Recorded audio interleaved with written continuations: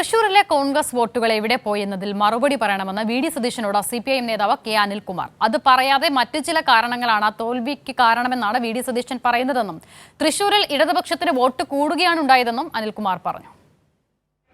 യഥാർത്ഥത്തിൽ 3.25 ലക്ഷത്തോളം വോട്ടിന് കോൺഗ്രസ് സ്വന്തം പെട്ടിയിൽ കുറവ് വന്നതിന് ഉത്തരം പറയണം. അത് പറയുന്നതിന് പകരം മറ്റു ചില കാര്യങ്ങളാണ് ഈ തോൽവിക്ക് കാരണം എന്ന് വ്യാഖ്യാനിക്കാനുള്ള ശ്രമം നടത്തിക്കൊണ്ടിരിക്കുകയാണ്. കേരള ഗവർണറാണ് ലീഗിൻ്റെയും കോൺഗ്രസിൻ്റെയും പ്രതിനിധികളെ വിവിധ സർവകലാശാലകളിൽ നോമിനിയാക്കിയത്. കേരള ഗവർണർക്ക് ആരാണ് ഇവരുടെ പേരുകൾ കൈമാറിയത്? അത് കോൺഗ്രസ് വെളിപ്പെടുത്തണം, ലീഗ് വെളിപ്പെടുത്തണം, UDF വെളിപ്പെടുത്തണം.